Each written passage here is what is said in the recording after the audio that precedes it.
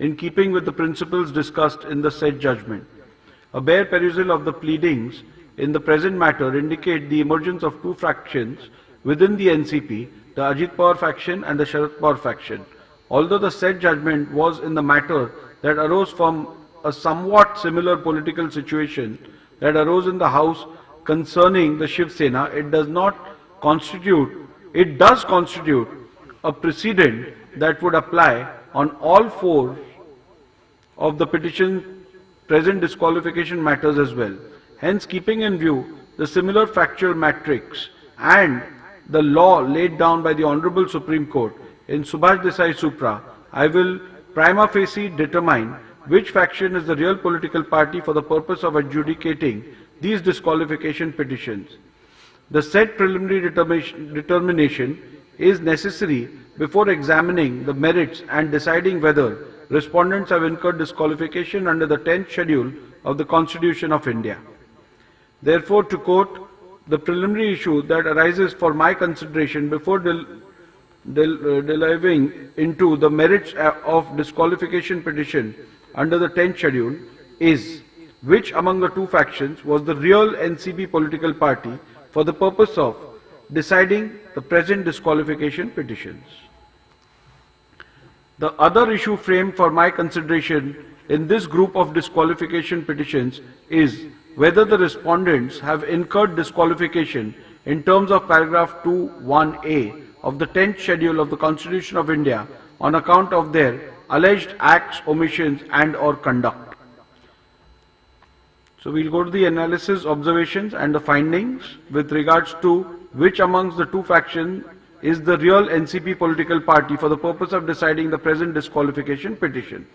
In view of the fact that in the present matter rival factions have emerged and both the factions claim to be the real political party, read with the law laid down by the Honorable Supreme Court in Subhash Desai Supra, stipulating that this forum should prima facie determine who the political party is for the purposes of adjudicating disqualification petitions.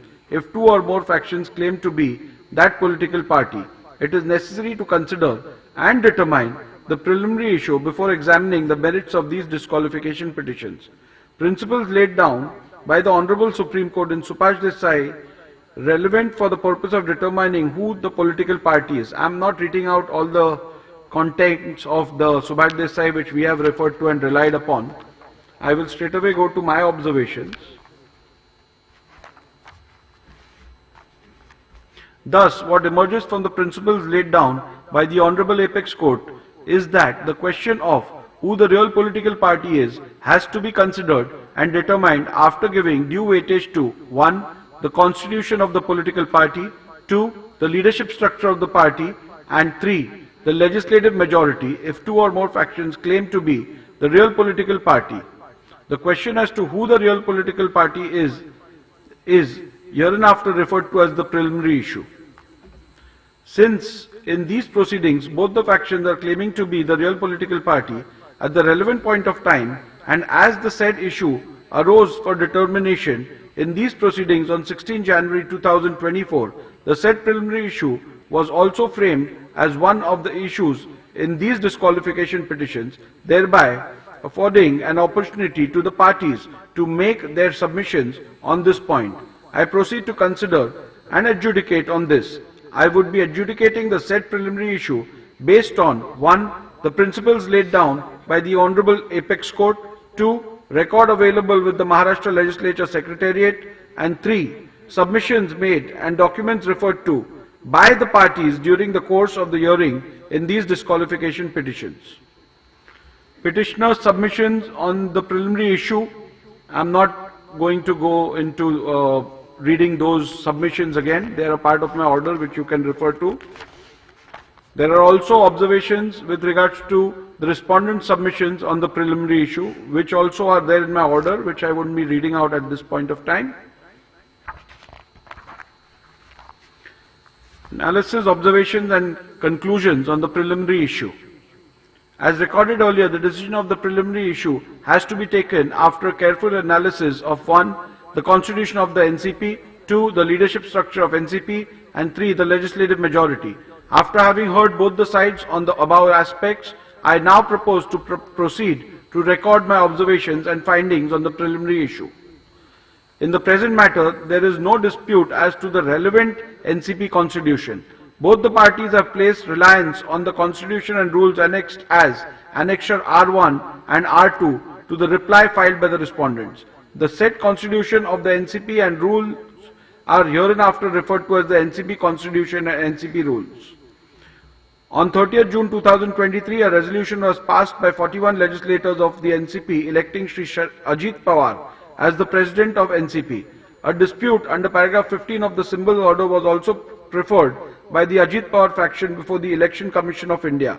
Sharad Pawar faction objected to the resolution dated 30th June 2023 and executed affidavits in support of the leadership of Shri Sharad Pawar, which were filed before the Election Commission of India. Thus, it is abundantly clear that two rival factions had emerged in the NCP on 30th June 2023 itself. Hence, the relevant date on which two factions emerged in NCP is 30th June 2023. As recorded earlier, there is no dispute about the relevant constitution of the party. Thus, the said NCP constitution is taken into account for identifying the leadership structure of the NCP. Since there is no factual consensus on what or who constitutes the relevant leadership structure which has to be taken into consideration, it is necessary to peruse the NCP constitution so as to identify the leadership structure provided for in the constitution and consequently examine the leadership structure put forth by both the sides. Article 5 of the NCP constitution read with NCP rules provides for a vertical organizational structure which consists of unit committee, city division committee, area committee, town committee, panchayat committee, constituency committee, district committee, regional committee, union territory committee, state committee, working committee and national committee. Each committee at the bottom level acts as the feeder cadre for electing the next immediate higher committee. Article 12 of the NCP constitution provides that the state committee shall consist of delegates elected from the constituency block committee. Further, NCP constitution provides that all members of the state committee shall be delegates entitled to vote in the election of the president. National committee of the NCP consists of 1/10 of delegates, the president, the ex-president of the party who have completed a term of 365 days and continued to be an active member, state presidents of the NCP, leader of the NCP legislative parties and other 15 members elected amongst the members of parliament. Article 21 of the NCP constitution read with NCP rules provides that the highest executive authority of the NCP is NCP Working Committee, which consists of the President of the party, Leader of the party in Parliament and 23 other members, of whom 12 members are elected by the National Committee and the rest are appointed by the President. The said Article 21 further provides that the highest executive authority of the party, i.e. the NCP National Working Committee, shall have the power to carry out the policies and programs laid down by the party, and it shall be the final authority in all matters regarding interpretation and application of the provisions of the NCP Constitution. The NCP Constitution read with the NCP rules provides that the President shall preside over National Convention, National Committee and Working Committee and shall have overall control of the working of the party. It further provides that any decision connected with policy matters or on other important political issues will be announced by the President and nobody shall openly question or challenge any such decision or statement. Thus, what emerges from the above is that the leadership structure of the NCP consists of 1. The President of the NCP, 2. The Working Committee and 3. The National Committee, where the President and the Working Committee are the decision-making entities of the NCP. Thus, the leadership structure of the NCP with reference to the President and the Working Committee are the relevant entities for the determination of the preliminary issue. Accordingly, according to the petitioner, again, leadership structure relied on by the petitioner is a matter of record, which I am not reading out again.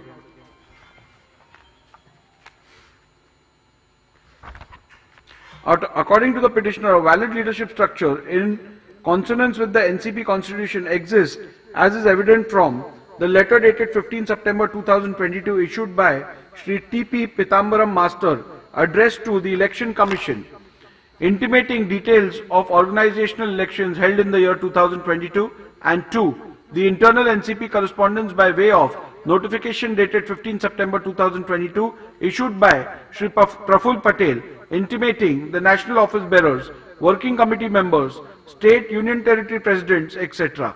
Petitioner primarily relies on these two documents to establish the existence of a valid leadership structure, and further submits that the Sharad Pawar faction had the majority within the said leadership structure, based on the reasonings which are a matter of record.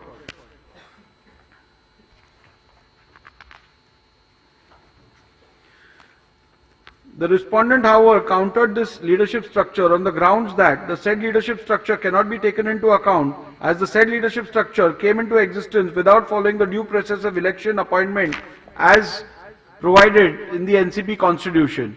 In this regard, the respondent made the following submissions, which is again matter of record.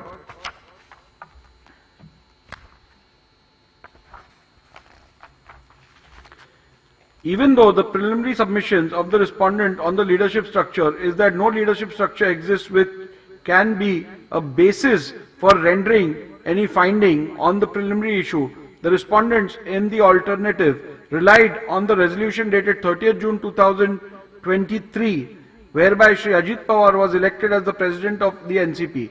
Relying on the resolution, the respondent submitted that the constituent members of the leadership structure were changed by electing Shri Ajit Pawar as the president of the party, and if any leadership structure must be considered, then it must be in which Shri Ajit Pawar is the president. The petitioner disputed the aforesaid claim by submitting that the alleged event of 30th June 2022, as claimed by the respondent, are inherently improbable, and the election of Shri Ajit Pawar was not in accordance with the procedure prescribed by the NCP constitutions. Findings and conclusion. At the very outset, I wish to make certain observations. Even though both the parties have submitted, probably owing to the tenor of the observations of the Honorable Supreme Court, that preliminary issue has to be decided on a prima facie assessment of material on record. In fact, both the parties have, contrary to their own submissions, led extensive evidence to buttress their respective arguments with facts in respect of the relevant leadership structure. Be that as it may, I am not inclined to diverge from the Honorable Supreme Court's directives to consider evidence of both parties in respect of validity and or illegality of organizational stroke leadership structure, in which it was this position of prima facie assessment that I adopted in my final order dated 10 January 2023, when I proceeded to decide the disqualification petition number 1 to 16 of 2022, the Shiv Sena disqualification matter, where I have already held that jurisdiction under the 10th schedule only mandates a prima facie adjudication as to what leadership structure of the political party was at the relevant time, and it does not extend to an inquiry as to whether or not leadership structure was pursuant to a validly held election. It is a matter of fact that till 29 June 2023, there has been no contemporaneous challenge to the leadership of Shri Sharad Pawar as the party president. However, the said position was sought to be altered by the Ajit Pawar faction by way of the resolution dated 30th June 2023. Thus, prima facie,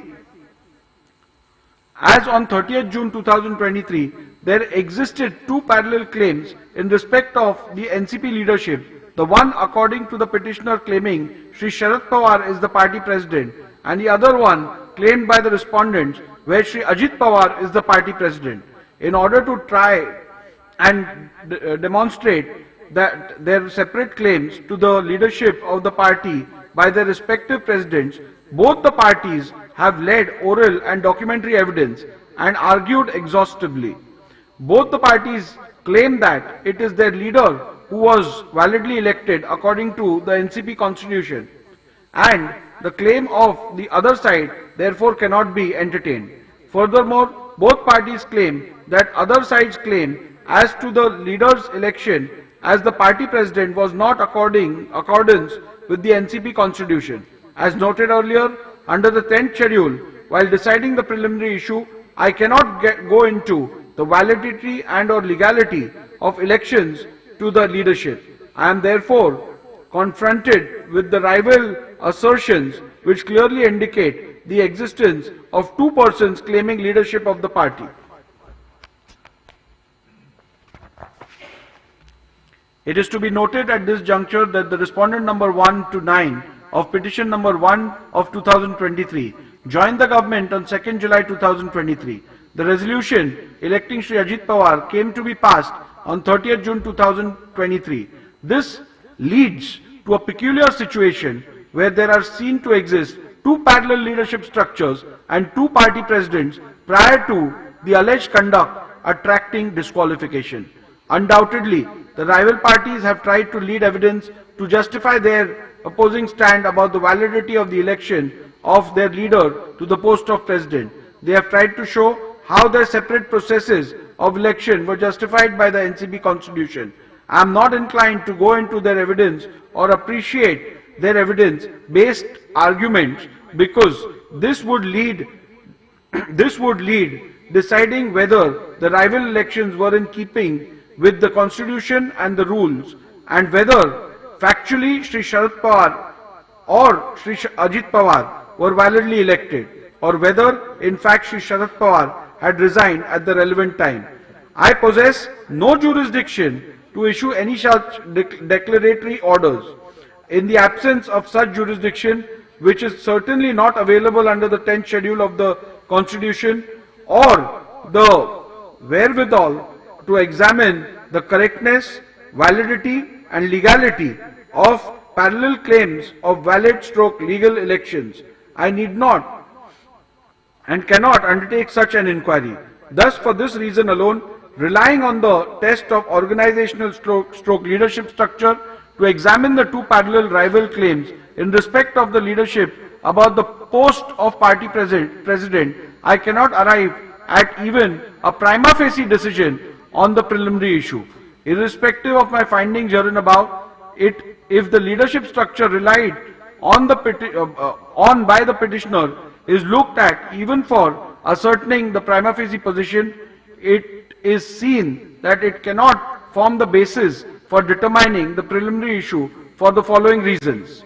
The petitioner's reliance on majority in NCP working committee cannot be taken into account for determining the preliminary issue, as the composition of the NCP working committee relied by the petitioner is not in conformity with the NCP constitution. Article 21 of the NCP constitution, read with NCP rules, provides that the highest executive authority of the NCP is NCP working committee, which consists of 1. The president of the party, 2. Leader of the party in parliament, and 3. 23 other members, of whom 12 members are elected by the national committee and rest are appointed by the president.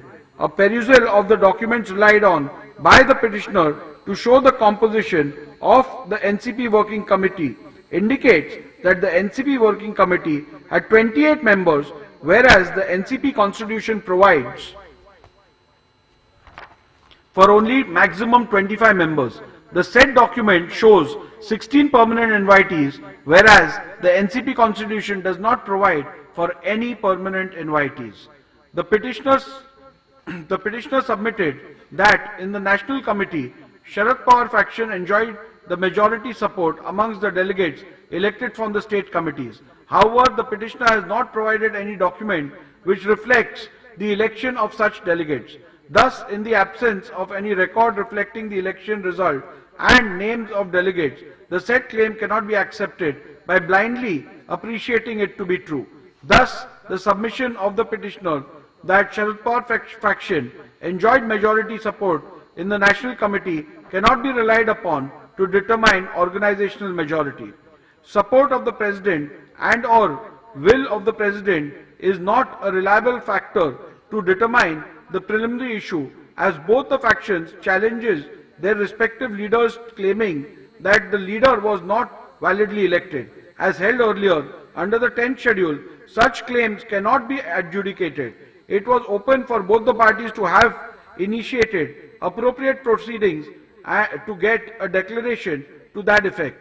In the absence of such proceedings or any findings thereon by a competent authority, both the factions cannot equally claim that the rival faction's leader was validly and or not validly elected.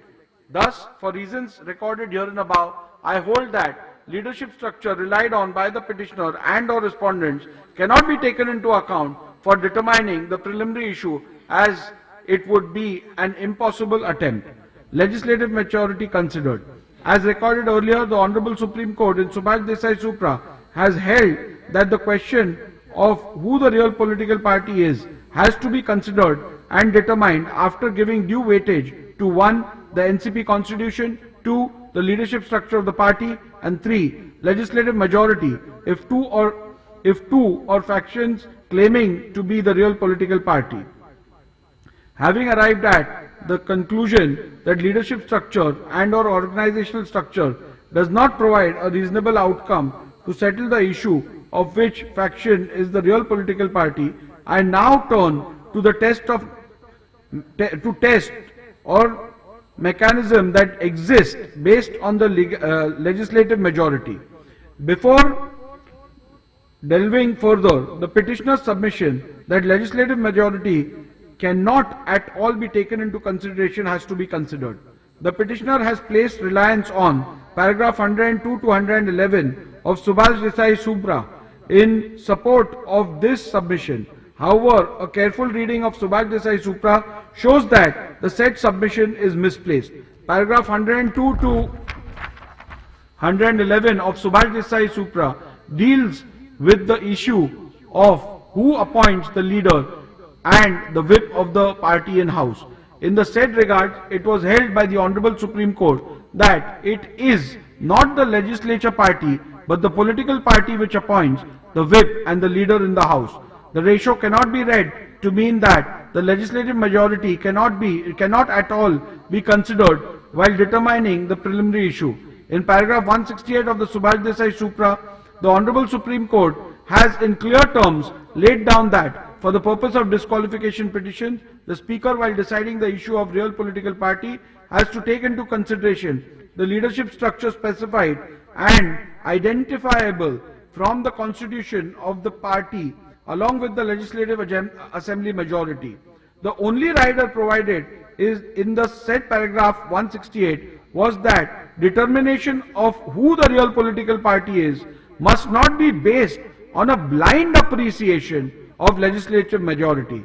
This is only a rider provided so as to make it clear that even the leadership structure outside the legislative assembly is also a relevant factor in the determination of who the real political party is. It also indicates the legislative majority. It also indicates that legislative majority is also a factor that is not prohibited from consideration. Thus, the submissions of the petitioner that legislative majority cannot be taken as a factor in arriving at a decision on the preliminary issue is not correct and hence rejected. Needless to mention that it is well settled by Supreme Court that where the question arises as to which group is the party, strength of each group becomes an important and relevant factor. It is thus obvious why the legislative majority becomes relevant creation to be taken into account to decide which faction is the real political party. In the present matter, the legislative majority is undisputed. The respondents claim that Ajit Pawar faction had the support of 41 out of 53 MLAs is not disputed by the petitioners. Even otherwise, the resolution dated 30th June 2022 passed by the Ajit Pawar faction shows that prior to joining the government, Ajit Pawar faction outnumbered the Sharad Pawar faction. It is also imperative to note that the very fact that the Sharad Pawar faction has filed disqualification petitions against 41 MLAs of the Ajit Pawar faction itself indicates the numerical strength of each faction. Further, the respondents' assertion that they have majority in the Legislative Assembly of Maharashtra, Legislative Council of Maharashtra and Legislative Assembly of Nagaland has not been disputed by the petitioners. It is made clear at this juncture that affidavits annexed by the respondents to the affidavit in lieu of examination in chief of Sri Anil Bhaidas Patil RW2 was not taken on record and thus not relied upon for my finding that prima facie Ajit Pawar faction had the legislative support. The respondents' assertion that even the vote share secured by the legislators supporting the Ajit Pawar faction is sustainably large than the legislators supporting the Sharad Pawar faction is also not disputed by the petitioners. It is to be also noted that the petitioner has not claimed legislative majority in the manner and has not even attempted to demonstrate it. Thus, in view of the above, I hold that preliminary issue as to which faction is the real political party is discernible from the legislative majority which existed when the rival factions emerged. Further, I hold that the Ajit Pawar faction had an overwhelming legislative majority when the rival factions emerged. Final conclusions on the preliminary issue. Thus, in view of my findings that the party constitution and leadership structure, organizational structure does not provide any reliable outcome to the question which faction is the real NCP political party, and consequently these cannot be yardsticks to determine which faction is the real political party, and to the legislative majority provides a clear and reliable answer to the question of which faction is the real NCP political party, I hold that the Ajit Pawar faction is the real NCP political party for the purposes of these disqualification petitions. Issue number 2. Have the respondents incurred disqualification in terms of paragraph 21A of the 10th schedule for the Constitution on account of their acts, omissions and or conduct? Now, with regards to this second issue, it's common again to the extent of the contents to group 1 and group 2. However, considering the importance of this issue, I may read it out in the second order as well, second group as well, even at the cost of repetition. The petitioner has concluded, the petitioner has contended that the respondents are liable to be disqualified on the following grounds. The respondents have gone against the official position of the NCP political party and joined hands with Eknath Shinde BJP government in Maharashtra on 2nd July 2023. The respondents have taken oath as ministers in the Eknath Shinde BJP government in Maharashtra on 2nd July 2023. Unilaterally and without authority, the respondents declared Shri Ajit Pawar as the president of the NCP on 30th June 2023. Unilaterally and without authority, the respondents declared Shri Ajit Pawar as the leader of the legislature party in the Maharashtra State Legislative Assembly on 30th June 2023. The respondents attempted to continue a chief whip who had been removed as a member of the NCP for indulging in anti-party activities. The respondents attempted to create confusion by opening party office without authority. Without any authority, the respondents called an open national convention on 5th July 2023 to ratify the illegal decisions on 30th June 2023. The respondents tendered affidavits in support of Shri Ajit Pawar's anti-party activities. The principal ground on which the disqualification is sought is that by joining the government on 2nd June 2023, the respondent number 1 to 9 is in disqualification petition number 1 of 2023, and by supporting the said action of respondent number 1 of to 9, the other respondents in disqualification petition number 3 and 4 of 2023 have gone against the will of the NCP political party and thereby incurred disqualification under paragraph 2(1)(a) of the 10th schedule of the Constitution. All other grounds are allied grounds arising out of the said principal grounds. In view of my finding that the Ajit Pawar faction was the real political party when the rival factions emerged, within the NCP, respondents cannot be held to be disqualified on any of these grounds, as the decision of Ajit Pawar faction constituted the will of NCP political party. Consequently, the disqualification petition number 1, 3 and 4 of 2023 are liable to be dismissed. In view of my findings that Ajit Pawar faction was the real NCP political party when the rival factions emerged, the respondents cannot be held to be disqualified for grounds recorded in paragraph 76A and B. Even otherwise, irrespective of my conclusions about which faction was the real political party, for the reasons recorded herein below, the respondents cannot be held to be disqualified on the grounds recorded in paragraph 76. Irrespective of my conclusions on the real political party, in my considered opinion, none of the averments, contentions or pleadings raised by the petitioner, especially grounds C to H recorded in paragraph 76 herein above, fall within the ambit of paragraph 21A of the 10th schedule of the Constitution. It is necessary to understand the scope and object of the said provisions of the 10th schedule of the Constitution. The object underlying the said provision was to curb the evil of political defection motivated by various considerations which endanger the foundations of our democracy. What is to be noted is that 10th schedule is intended only for the purpose of prohibiting and punishing defections, and that too with the objective of preserving the foundations of democracy. I am pained to observe that in the present matter, when the facts, circumstances and evidence are viewed, the misuse of the provisions of 10th schedule by political parties becomes apparent. It appears that the initiation of the proceedings is not to prevent maverick and irresponsible defection or to call an errant member to book. It is to suppress dissent within the party and open a new direction in the political tussle for power. The attempt is to stretch the provisions of 10th schedule to suit private objectives of individuals or parties rather than prevent the harm that is caused to elective democracy itself. In the facts and circumstances brought before me, it is necessary to consider the cardinal question: does every act of a member of the legislature that may be described as defiance or dissent or behavior of group of members of the legislative party in the House that goes against some other group within their own party falls within the meaning of the term defection under paragraph 2 of the 10th schedule.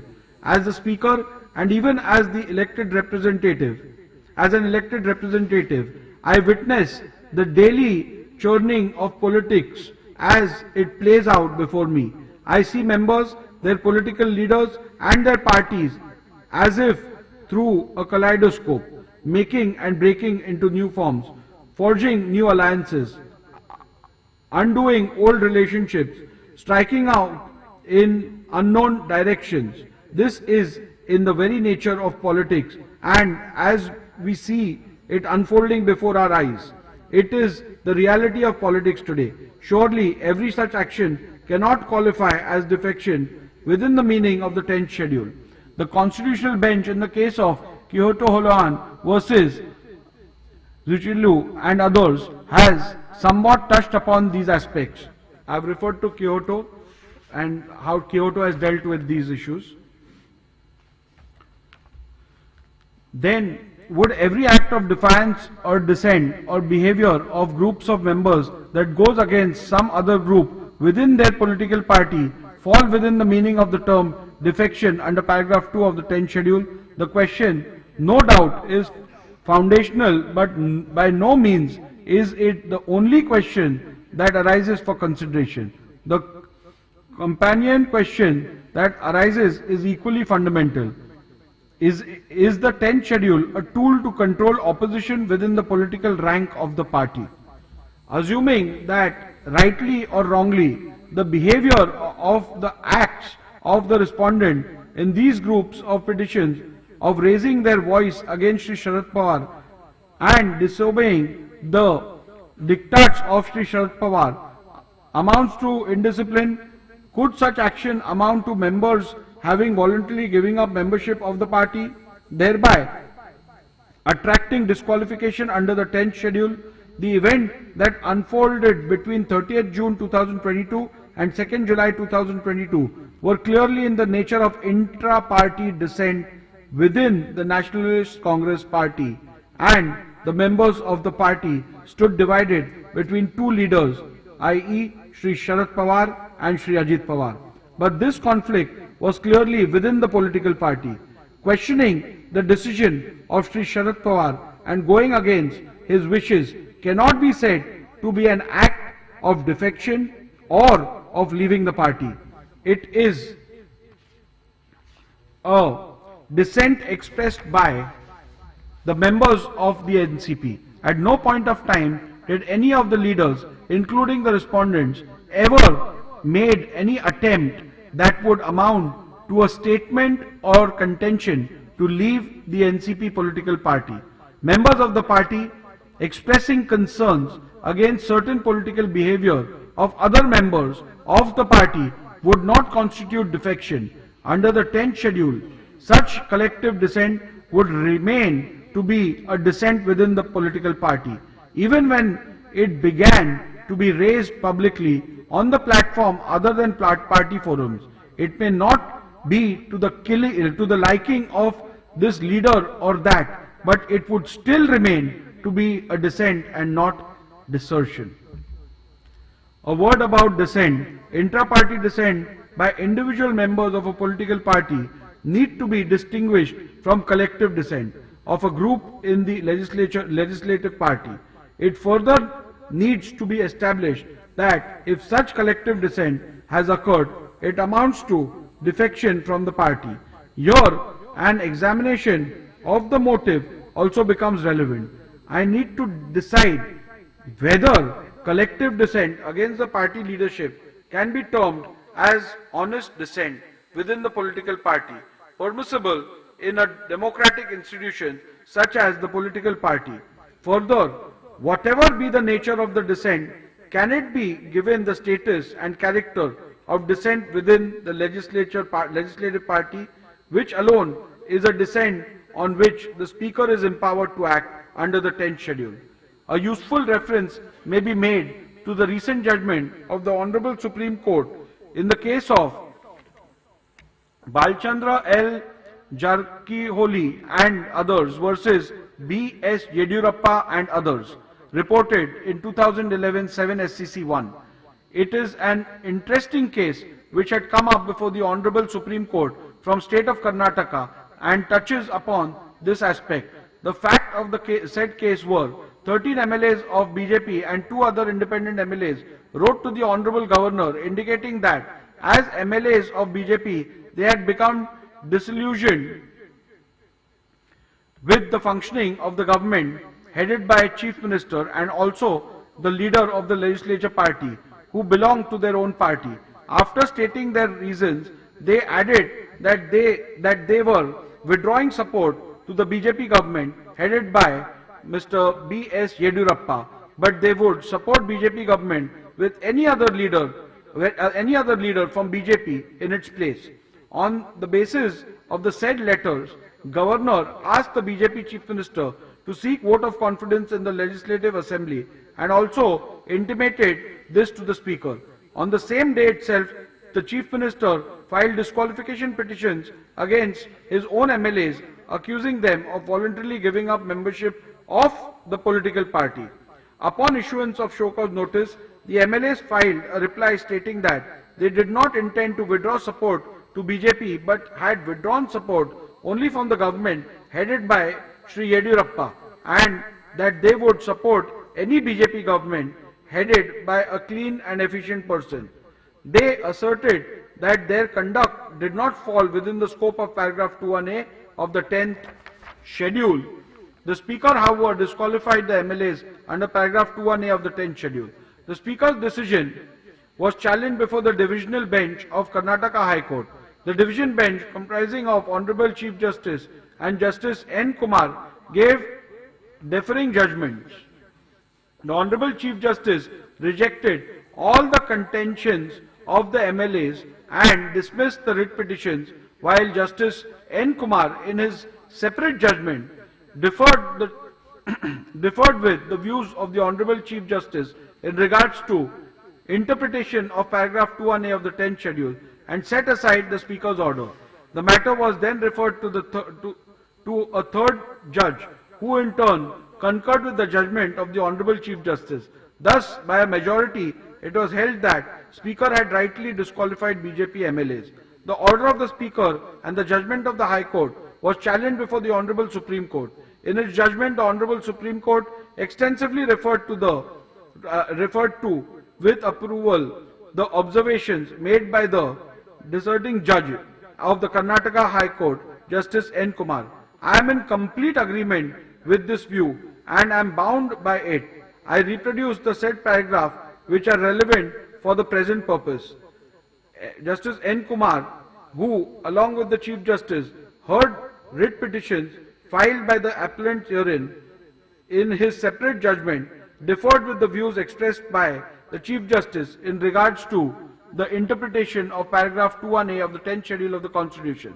The learned judge went on to further hold that when a member of a house expressed his no confidence in the leader of a legislative party, and if he happened to be the Chief Minister who is heading the Council of Ministers and had written to the Governor in that regard, such act by itself would not amount to an act of floor crossing. Similarly, if the Governor, after taking note of the expression of no confidence, was satisfied that the Chief Minister had lost majority support in the House, he could call upon the Chief Minister to prove his majority on the floor of the House. It was further observed that if the Chief Minister, on such request, failed to establish that he enjoyed the support of the majority of the members, the ministry would fall. But such an act of the member of the House would not constitute defection under 10th schedule. By such an act, the political party which had formed the government would not lose its right to form a government again. On the other hand, what is disturbed by such an act is the government of the political party with a particular leader in whom the members of the House belonging to the same political party have no confidence. But this would not mean that the member of the political party to which the Chief Minister belonged had given up his membership to the political party.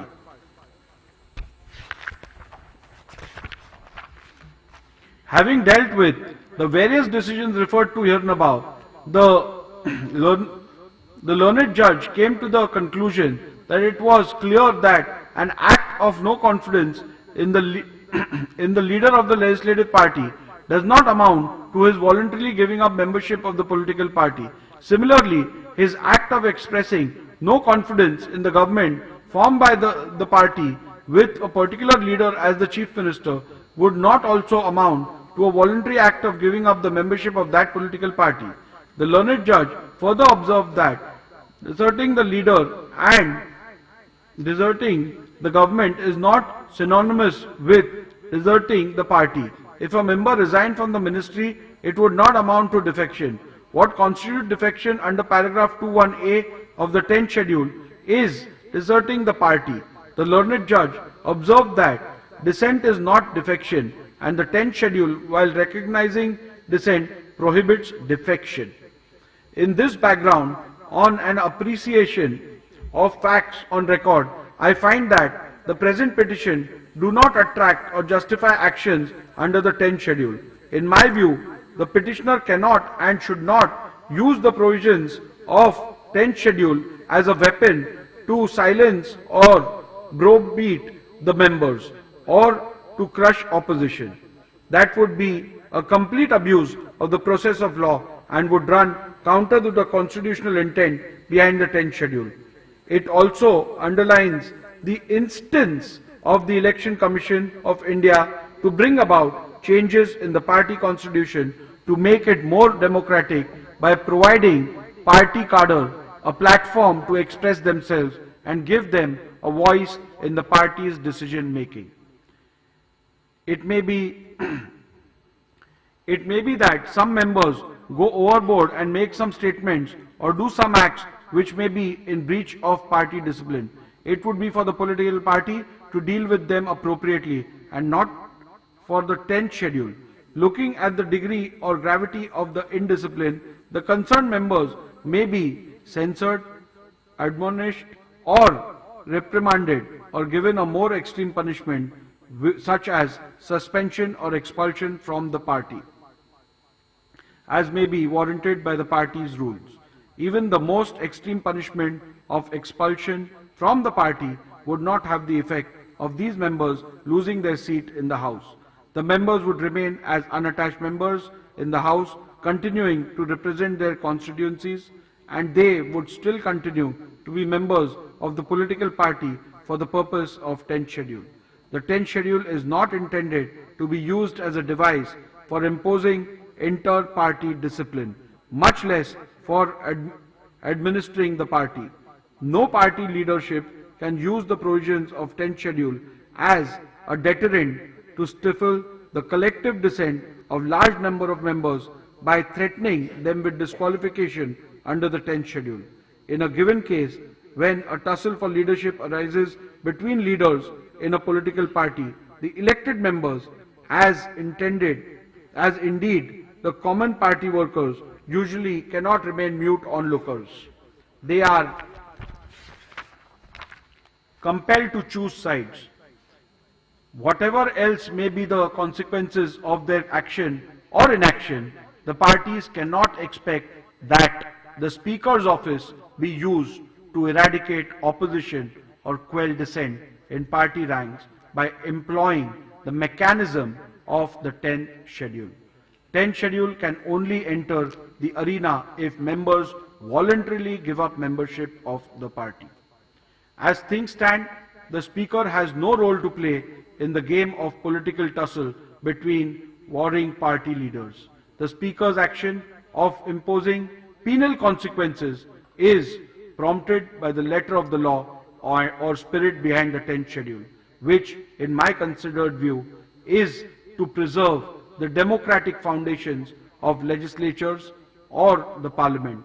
The Speaker must keep in mind this objective underlying the 10th schedule and see if the indiscipline falls within the provisions of paragraph 2(1)(a) of the 10th schedule. The Speaker must guard against the power under the 10th schedule from being invoked with ulterior motives for party gains. Thus, for the reasons stated above, respondents cannot be held to be disqualified on any of the grounds recorded in paragraph 76 C to H, as they do not amount to voluntarily giving up membership of the political party. Consequently, the disqualification petition number 1, 3 and 4 of 2023 are liable to be dismissed. In view of my conclusions and findings recorded here and above, petition number 1, 3 and 4 of 2023 are hereby dismissed.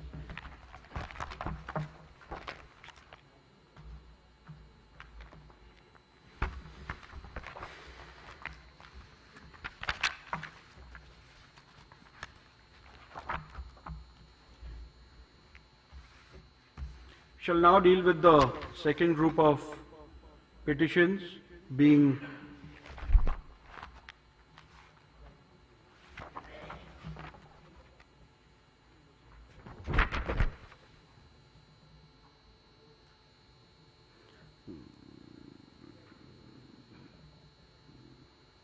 petition number 2 and 5 filed by the Ajit Pawar factions have been grouped as group 2.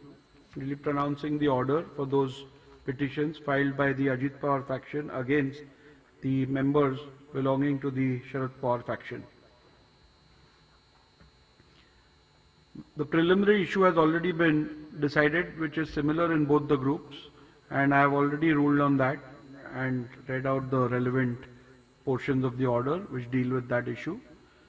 Now, with regards to have respondents incurred disqualification in terms of paragraph 2(1)(a) of the 10th schedule of the Constitution on account of their acts, omissions and or conduct. So this is the respondents as in the Sharad Pawar faction MLAs, whether through their acts and conducts do they qualify for disqualification under 2(1)(a). Petitioner has contended that the respondents are liable to be disqualified on the following grounds. A. Tendered affidavits in support of Shri Sharad Pawar without seeking permission of party president Shri Ajit Pawar. Respondents, by making statements against the decision of the party to join the government, has committed anti-party activities and have thus voluntarily given up the membership of the party.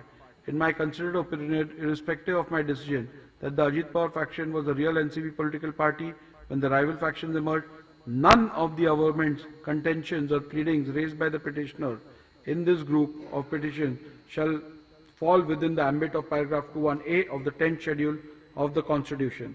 The object underlying the provisions in the 10th schedule was to curb the evil of political defections motivated by various considerations which endangered the foundations of our democracy. What is to be noted is that the provisions of the amendment are intended only for the purpose of prohibiting and punishing defection, and that too with the objective of preserving the foundation of democracy. The rest of them are, my observations are same with regards to the distinction between dissent and defection.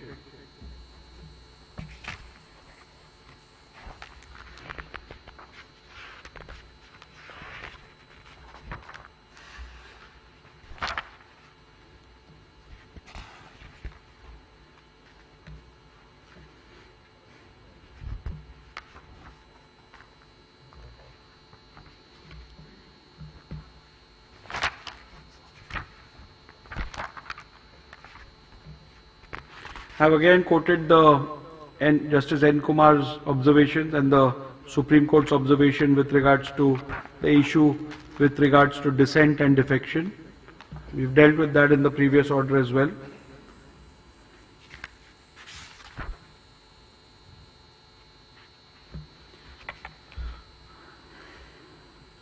So I'll read out only the operative portion of this. Thus, for the reasons stated here above, respondents cannot be held to be disqualified on any of the grounds as they do not amount to voluntarily giving up membership of the political party. Consequently, the disqualification petition number 2 and 5 of 2023 are liable to be dismissed. In view of my conclusions and findings recorded here and above, petition number 2 and 5 of 2023 are hereby dismissed.